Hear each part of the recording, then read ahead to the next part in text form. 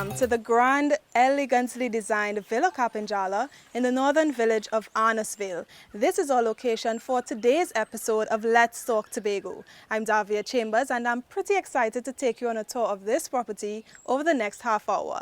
And you know, just maybe it might be your next vacation home. So this week we'll also recap the major stories happening across Tobago. Stay with us for all the details. Let's Talk Tobago starts right now. A new research ethics committee has been appointed. We'll tell you who will serve over the next 2 years. Caribbean Development Bank delegates take some time from their busy schedule to visit Destination Tobago. The island's cultural stakeholders meet to discuss their ideas on enhancing the Tobago Heritage Festival, and later, an annual storytelling competition declares a winner. We have all these stories and more when Let's Talk Tobago returns. Stay with us. Yo, Tobago, what's up? This is yours truly, Positive, from beautiful Tobago, and you're locked on to Let's Talk Tobago. Boom, boom, boom, boom, boom. Bless. Perched on a hillside within the old Arnos Vale Sugar Plantation estate is Villa Kapinjala. It overlooks the picturesque Arnos Vale Bay, and it's got both the facilities and the atmosphere to make your stay relaxing and definitely a memorable one. We start off with a look at health, as the term for the first Research Ethics Committee has come to an end. A new committee was recently installed, led by an experienced researcher. Here's this story. The Division of Health, Wellness and Family Development continues to make tremendous strides to ensure that Tobago's health sector is in good shape. In April of this year, a new Research Ethics Board was appointed and the members were recently installed. Now, as we know, ethics is a system of moral principles and a branch of philosophy which defines what is good for the individuals and society. And that's exactly what the division is making the public of Tobago aware of. This committee should provide the sort of independent review that is required and must do so on behalf of all of Tobago. The committee such as this one is very important. It will provide an independent review of the wellness and family, which will be concerned with protecting the welfare, rights, and privacy of participants involved in any research on the island. Transparency is a key factor in the Division of Health, Wellness, and Family Development, so it's imperative that updates are given and in a timely fashion. We felt that there should be a set time frame for the monthly meetings of the ethics committee, what we call a flexible fixed period. Every second week of the month, perhaps the second Tuesday, but have some level of flexibility. The Research Ethics Committee consists of 7 members who will serve for a period of 2 years. I'm Crystal George for Let's Talk Tobago. The Partridge family from England are the owners of Villa Kapinjala. Since the year 2003, they have been vacationing in Tobago as well as overseeing the construction of the property. Over the years, they developed a fondness for the island and its people and are happy to share their home with guests from around the world. Also paying a visit to Trinidad and Tobago was the Caribbean Development Bank for its annual Board of Governors meeting in Port of Spain. The delegates ensured they had an opportunity to stop over for a tour of Tobago. Here's more. After hosting its 49th annual meeting of the Board of Governors of the Caribbean Development Bank, CDB, in Trinidad on June 5th and 6th, governors and delegates of the CDB visited Tobago on June 7th. The day comprised 2 tours, which happened simultaneously, one on land and the other at sea. They visited some of the island's main tourist sites and attractions, such as Fort King George, the Mystery Tombstone, the Nylon Pool, and No Man's Land, to name a few.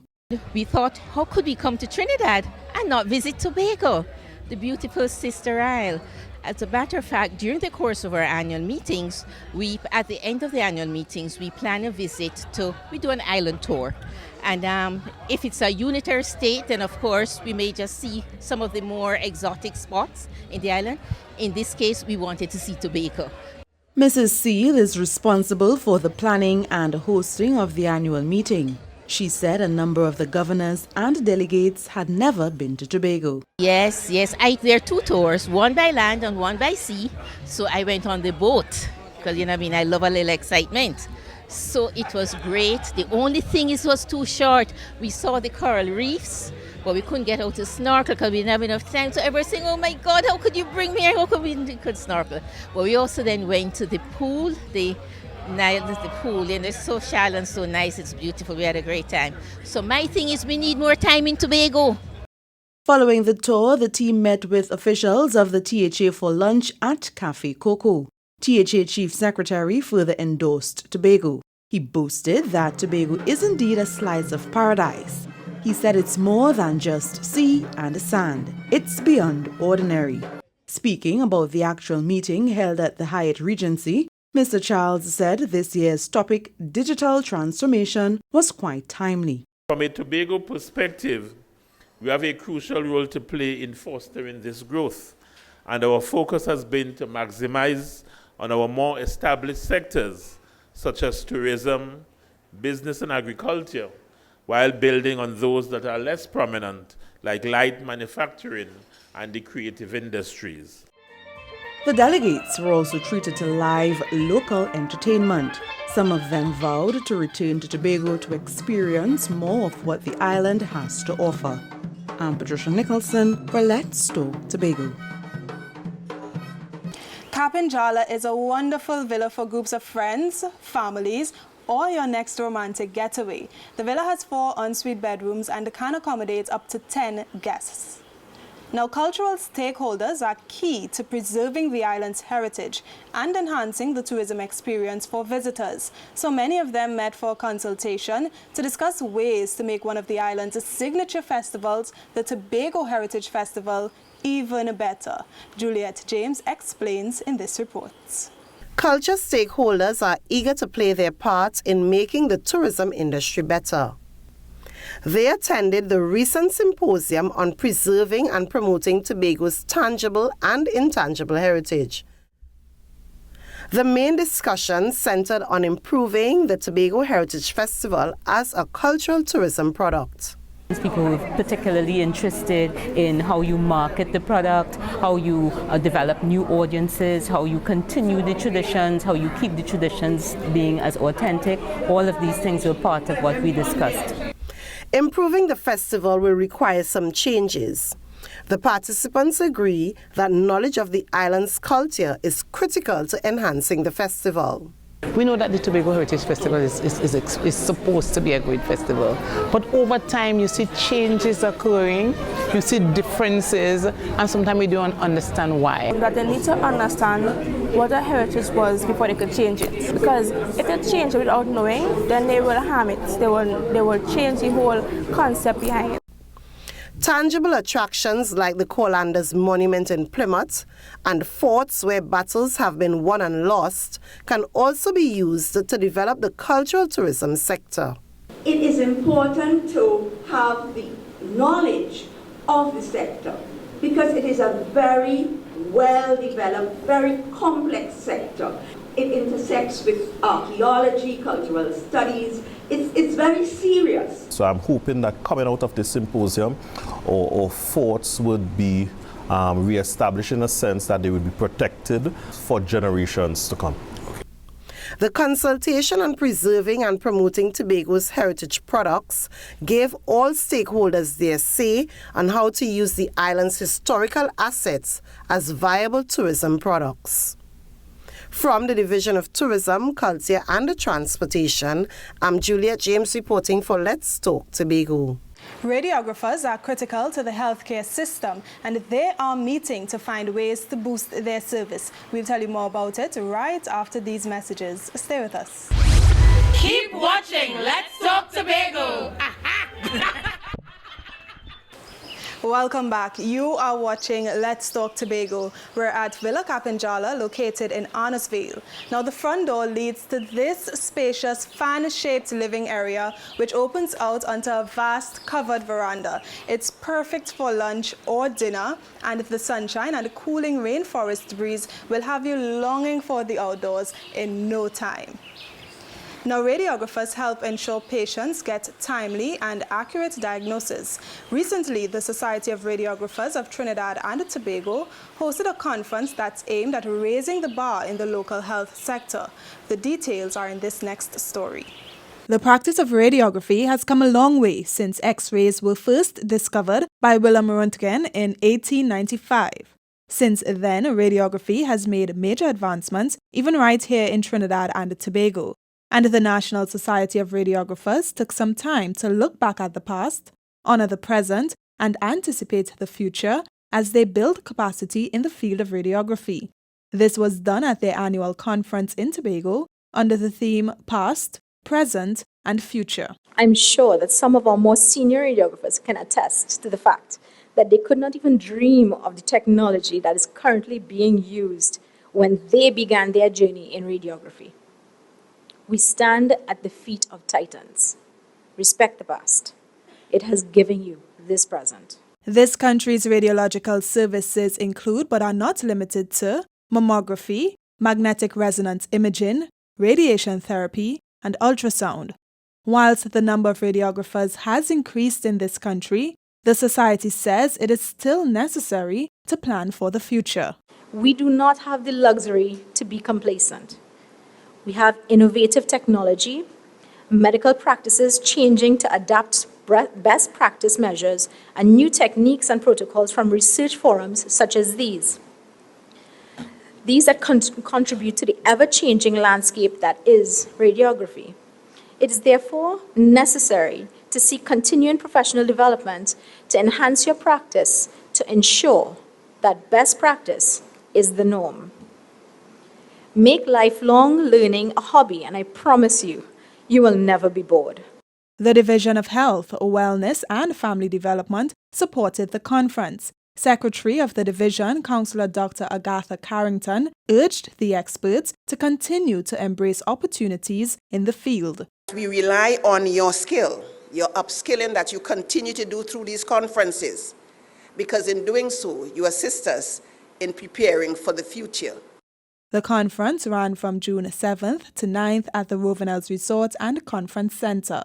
The Society of Radiographers of Trinidad and Tobago is a non-profit organization established in 1973 to promote continuing education for radiographers.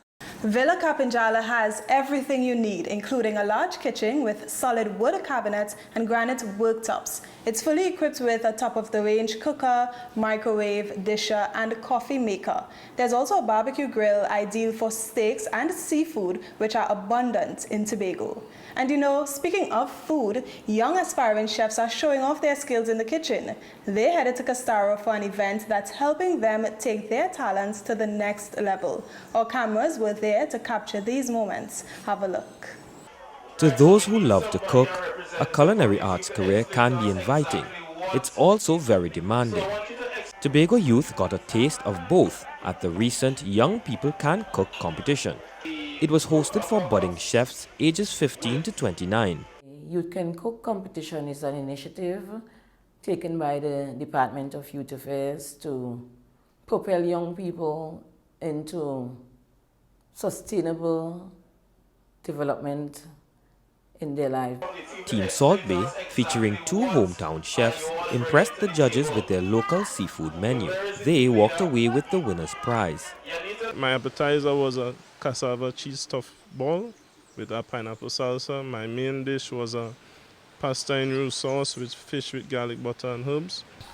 Naturally, I love cooking because I've been cooking for 2 years now, and I said, let me just give it a shot. It was a nice experience, you know, seeing the little tips and tricks they showed us, the information they told us, and, you know, little hacks to get some points on competition day. 5 contestants will receive a scholarship to enroll in a program of their choice at the Tobago Hospitality and Tourism Institute, the THTI. It's not just going to learn to cook. We were able to partner with the THTI, who at the end of this competition, they're going to award scholarships to 5 young persons to continue their education so they would be certified at the end. So I really believe this is a good way to engage the young persons. The Young People Can Cook competition took place at the Cass Creole Car Park in Castara Bay. It was hosted by the Division of Sport and Youth Affairs and THTI.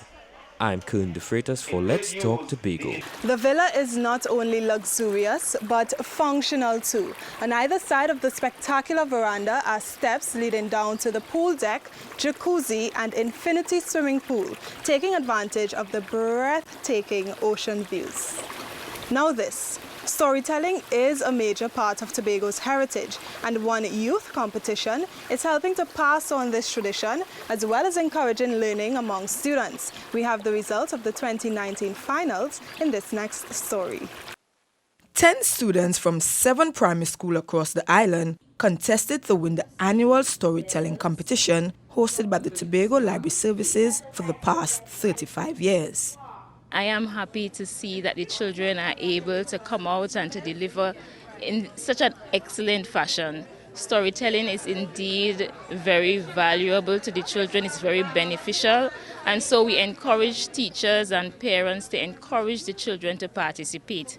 One thing it does, it gives them confidence. They're able to go out and to tell their story, lift their shoulders high, their chin up, and to deliver and to entertain. It was Cheyenne Williams of Castara Government School who was the winner of the storytelling competition.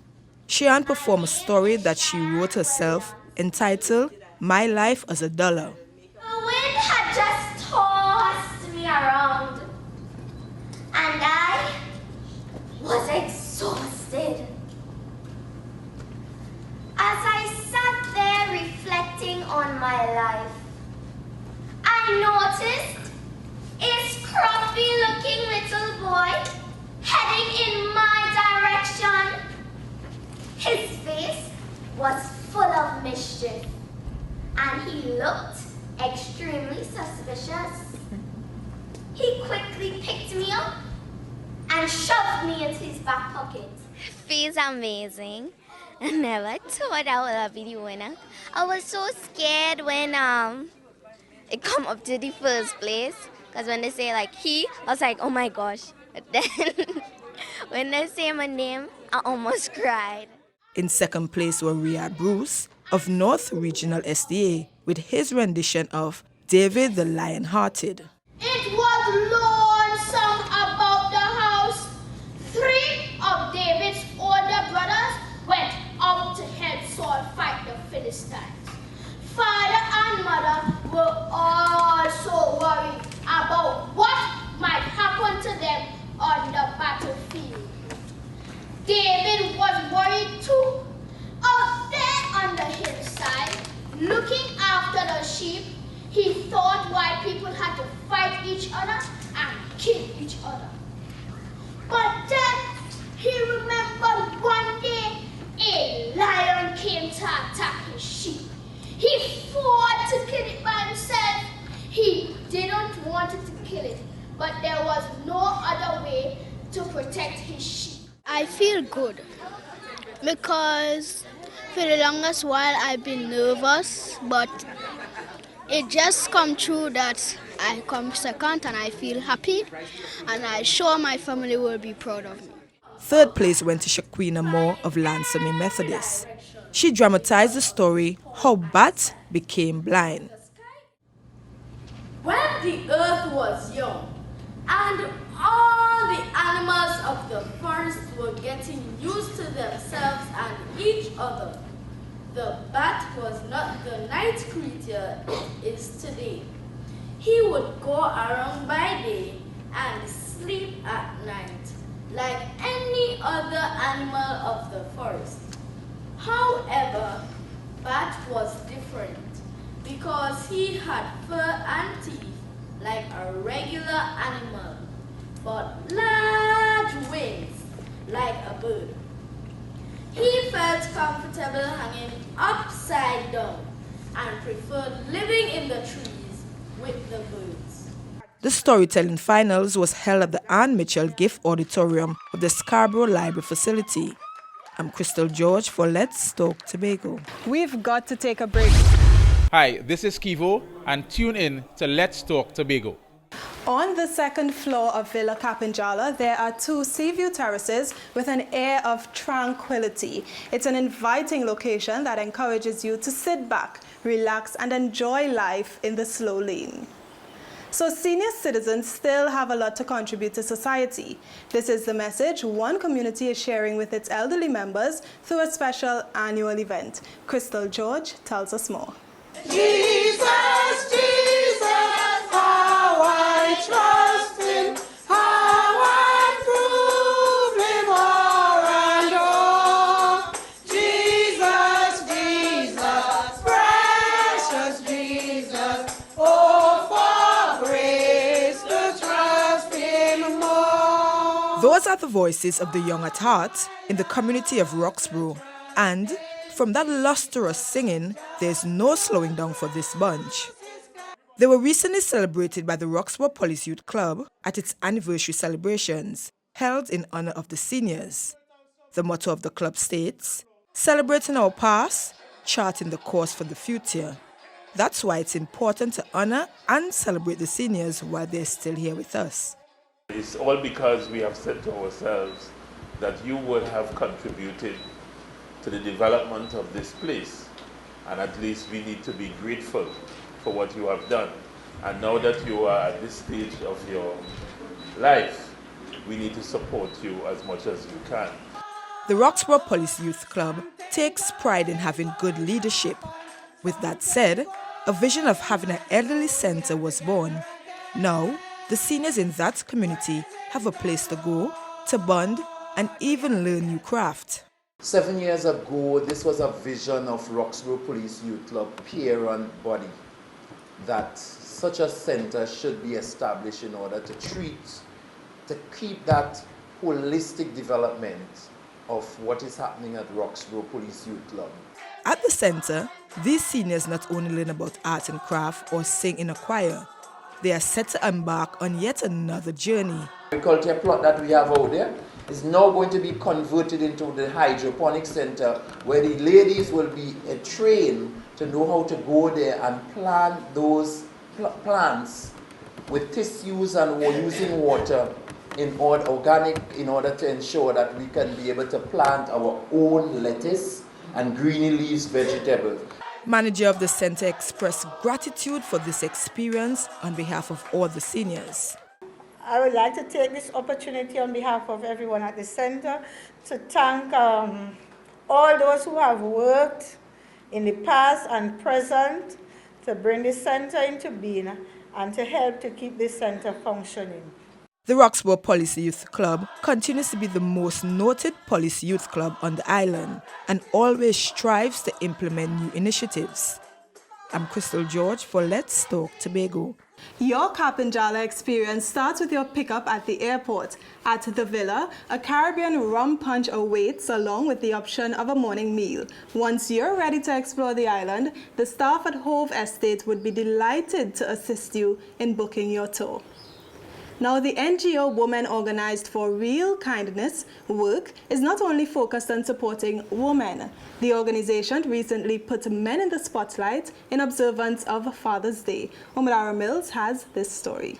You gotta know where it's electric, but you can't hold it. It's electric, but you know it's there. Come on. It was an evening dedicated to men, fathers in particular. In celebration of Father's Day, Women Organized for Real Kindness work treated some of Tobago's men to an evening of fun, socialization and inspiration at the residence of the Chief Secretary in Lowlands.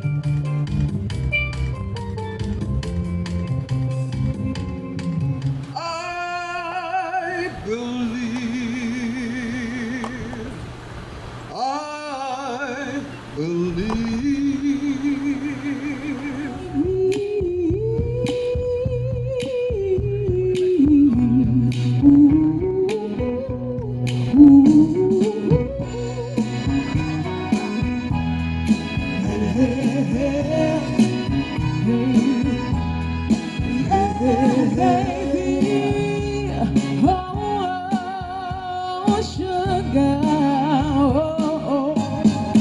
Work is a non-profit organization recently launched to assist women and families in tough circumstances. Founder and director of the NGO, Catherine Anthony Charles, believes it's important to honor society's men too. We believe when our men are celebrated, they would celebrate us. And so because we yearn for your attention, for your love, your care, and for you to be a real man, we want to step up the plate. So no longer, for women's organized for real kindness, no longer we are going to have Mother's Day celebration and forget fathers. Meanwhile, Chief Secretary Kelvin Charles had some advice for the men present. Every father should remember, one day his son will follow his example, not necessarily his advice. You see, because we have a way of thinking that we can talk people into certain behaviors, not recognizing that as human beings, social human beings, we learn through behavior imitation, and that examples are always better than precept. Besides the entertainment, the fathers were served an array of dishes buffet style. I am Amadara Mills for Let's Talk Tobago. It is now time to have Your Say, the segment of our program where we hear from you, the viewers. So we'll now have a look at who had their say this week with Marlon Gotsleben. I want to ask a question. What do you question? It was A. Why are you spelling things? That's a quick question, nothing. That's not, hold on. I'm waiting for the money for the question now. It's that time again. It's have your say time again. And Monday, it's budget day, chi-ching. And the question we're asking today is, where would you like to see most of this money being invested in? This is what you said. Growth. I would like to see the THA work more on tourism. Tourism. Education. Works. Sports in general. Put more money in the health service. We invested into tourism in Tobago to boost the economy. Not just international tourism, but local tourism, developing the product, having more for locals to do, because in a sense, we want to feel sometimes like we're on vacation and that we have a myriad of things to choose from. Tobago hasn't been getting a lot of accommodation from either THA or central government. As a school child, they have teachers getting underpaid, so they're not putting effort into what they're doing because they're not getting paid, and they have less facilities for us to use because the schools are smaller and constricted. An indoor sporting facility that will help to enhance the skills and bring our students on par with Trinidad. Development of Tobago. I like to see the development there. The health is important. To be alive, you have to have your health and your strength. So without that, it's nothing. So we need a big pump in that too. It was A. Why are you spelling things? That's a quick question, nothing. That's not, hold on.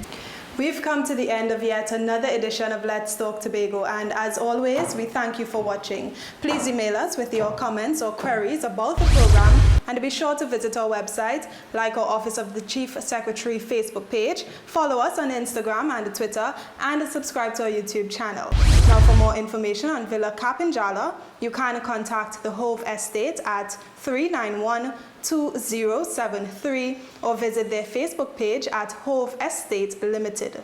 From our house to yours, I'm Davia Chambers, along with the Department of Information, Office of the Chief Secretary, Tobago House of Assembly, wishing you a safe and very productive week. We leave you now with a montage of the Rainbow Cup Tobago Triathlon.